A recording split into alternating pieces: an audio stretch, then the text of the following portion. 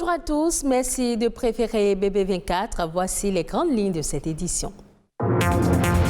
Aucune sage-femme ne peut inscrire sur la fiche de naissance le nom du présumé père si la femme n'apporte pas au moment de l'accouchement la preuve de la reconnaissance de la grossesse. L'acte de paternité est désormais obligatoire au Bénin.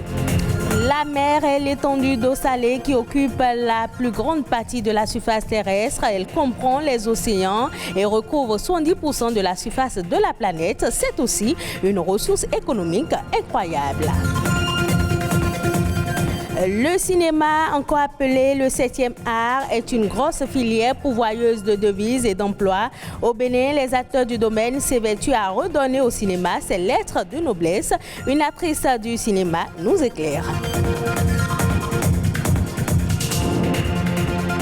C'est un sujet qui a fait couler beaucoup d'encre et de salive. Au Bénin, il est désormais exigé aux couples, le géniteur notamment, l'attestation de paternité avant la naissance du bébé. Désormais donc, l'obtention de l'acte de naissance d'un bébé est subordonnée à la présentation du certificat de paternité pour les couples non mariés devant la loi.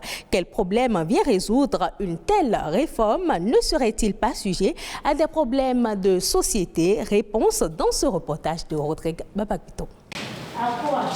Depuis ce 1er avril, cette sage-femme fait usage de nouvelles méthodes pour enregistrer les naissances.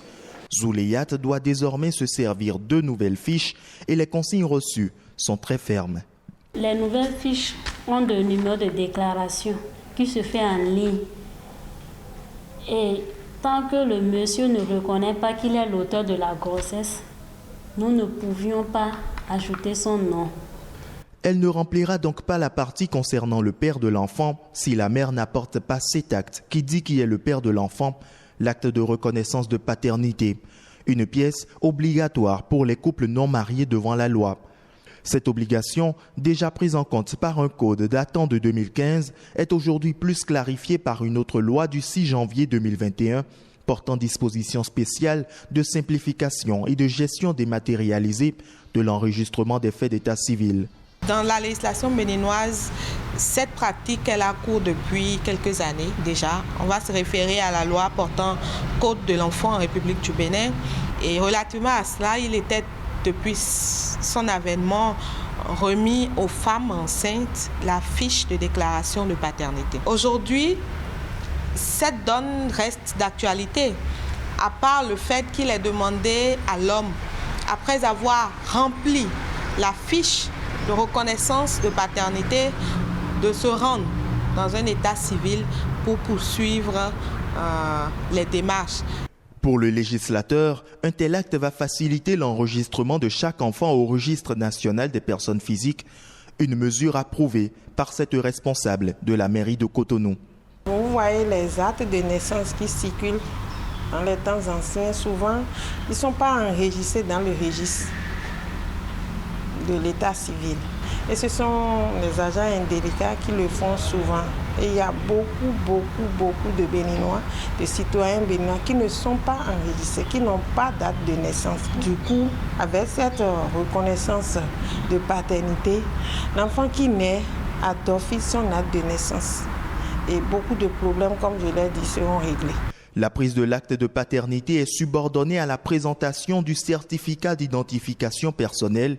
Ce sociologue voit naître en cette réforme d'autres problèmes de société, surtout pour les populations reculées. Vous savez, il y a des gens, les moyens sont disponibles, on dit venez volontairement déclarer vos naissances, vous n'avez rien à payer, mais malgré ça encore les gens résistent. Donc je fais partie de ceux qui se pose encore un certain nombre de questions. Est-ce que ce nouveau dispositif, ce nouveau document qui est introduit, est-ce qu'il ne va pas participer à empirer la situation? Les jours à venir pourront sûrement donner réponse à cette interrogation. Pendant ce temps, le gouvernement poursuit ses réformes dans le secteur de l'état civil et de l'identification en général, en vue d'atteindre l'un de ses objectifs phares, faire du Bénin une plateforme de services numériques dans la sous-région. La mer occupe la plus grande partie de la surface terrestre. La mondialisation des économies repose sur la libre circulation des flux maritimes. C'est par la mer que transitent 90% des marchandises échangées dans le monde. C'est un véritable enjeu de trafic maritime et de navigation. Au-delà du rôle qu'elle joue, la mer est essentielle pour la croissance économique de toute nation. Le reportage de Josué Daniel Sosa. Son importance pour le développement de l'écosystème n'est pas toujours perceptible.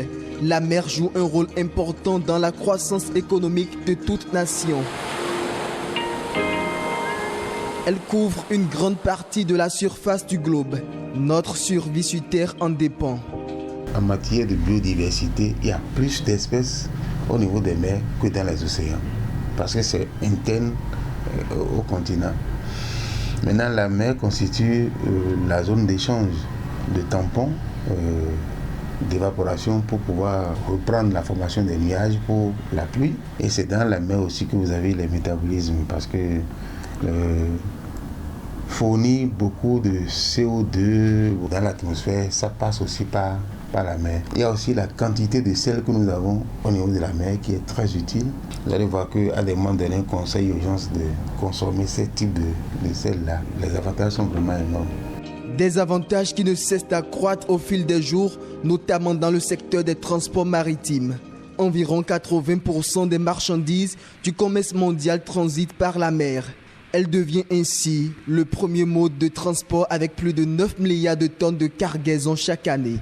La mer constitue le seul élément qui permet de transporter les marchandises de poids très élevé. Tout ce qui est fabriqué en Europe et autres, tout est envoyé dans les pays en développement par la mer. Donc le transport maritime constitue un grand rôle dans le développement économique de toute la nation. Vous allez voir que s'il n'y a pas ce transport-là, il y aura vraiment des problèmes sur le plan économique. Je voulais lancer, comment on appelle, pour que nous puissions, à chacun à son niveau, puisse vraiment protéger la mer et éviter vraiment d'aller déposer n'importe quoi dans la mer. Protéger la mer des déchets est la seule solution qui s'impose à l'humanité pour sauvegarder l'environnement. Pour l'heure, l'Organisation maritime internationale OMI a adopté et continue d'élaborer des mesures pour diminuer les émissions de gaz à effet de serre provenant des navires et réduire la quantité de déchets marins. On parle culture et développement. À présent, le cinéma est un art qui constitue aujourd'hui un vecteur important pour le développement de toute nation. Mais force est de constater que le 7e art est très peu considéré compte tenu de plusieurs facteurs. C'est la raison pour laquelle les acteurs du domaine s'évertuent à redonner au cinéma ses lettres de noblesse. Espoir Abougourin est actrice du cinéma. Elle nous parle du cinéma et de ses atouts pour le développement. Le cinéma peut contribuer au social à travers la sensibilisation. C'est-à-dire que grâce au cinéma, nous servons de courroie de transmission de messages par rapport aux populations. Nous servons de courroie de transmission de l'information. Tout le monde ne suit pas les informations. Aujourd'hui, tout le monde n'est pas adapté à ce style de communication.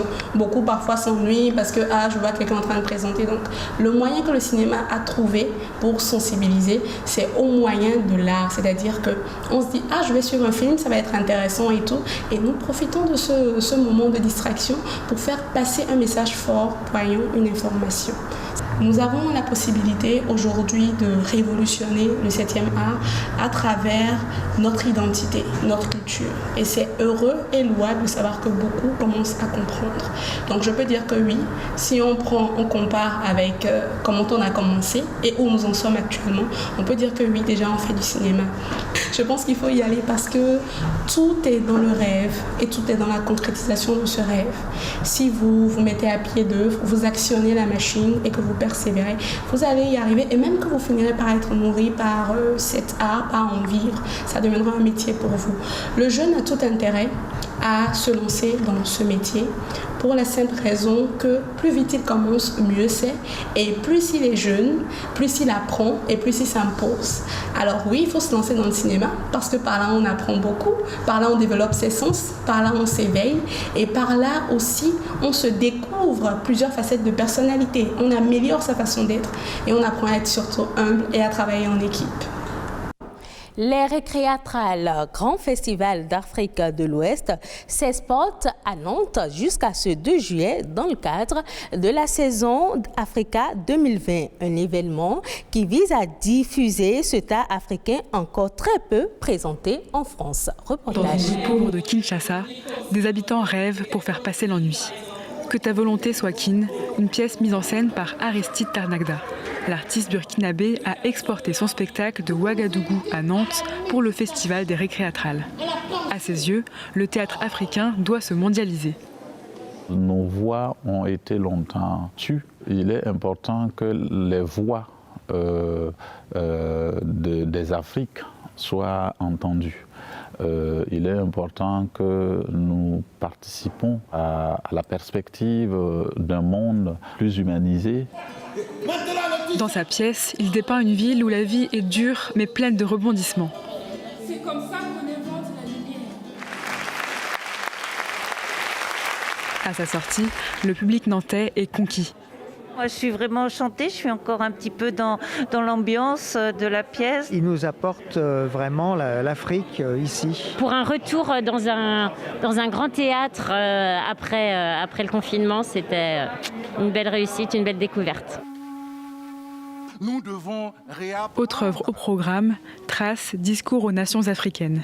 Ce vibrant plaidoyer exhorte la jeunesse à construire l'Afrique de demain. C'est une adresse à la jeunesse africaine, à sa diaspora, pour savoir que l'avenir du continent repose sur elle. Se produire à Nantes, tout un symbole pour l'artiste. Il y a 300 ans, le port de la ville accueillait les bateaux de négriers. Ce qui est très important, c'est de ne pas oublier et de dépasser ce qui a pu, dans l'histoire, nous crisper. Les nombreuses autres œuvres d'artistes du Mozambique, du Cameroun, du Togo ou encore du Sénégal sont à découvrir jusqu'au 2 juillet à Nantes. Voici le point de quelques autres informations, toujours en interactualité avec Ulvaïs Balogun.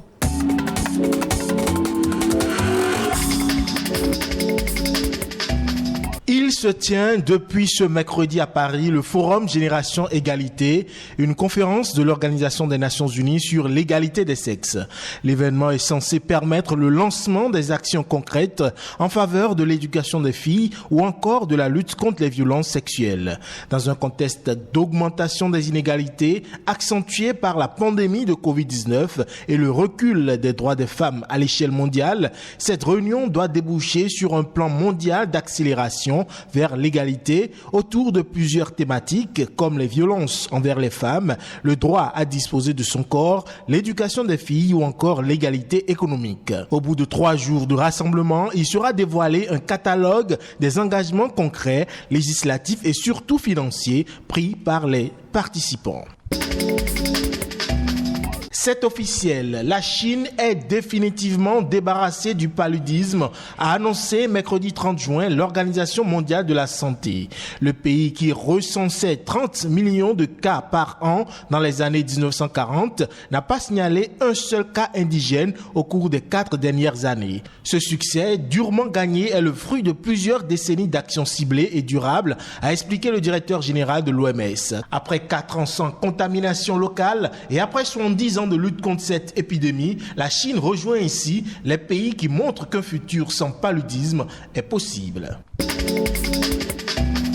Des dizaines de personnes sont mortes subitement ces derniers jours dans la région de Vancouver, dans l'ouest du Canada. Une surmortalité attribuée par les autorités aux températures caniculaires qui ont atteint jusqu'à 49,5 degrés Celsius, un record absolu pour le pays. La police fédérale a annoncé qu'au moins 134 personnes sont décédées subitement depuis vendredi dans la région de la métropole canadienne de la côte du Pacifique, aux prises avec une canicule historique chronique, ajoutant que la majeure partie des victimes sont des personnes âgées. Cette vague de chaleur s'explique par un phénomène appelé dôme de chaleur qui se traduit par le fait que des vagues de chaleur se retrouvent emprisonnées par de hautes pressions.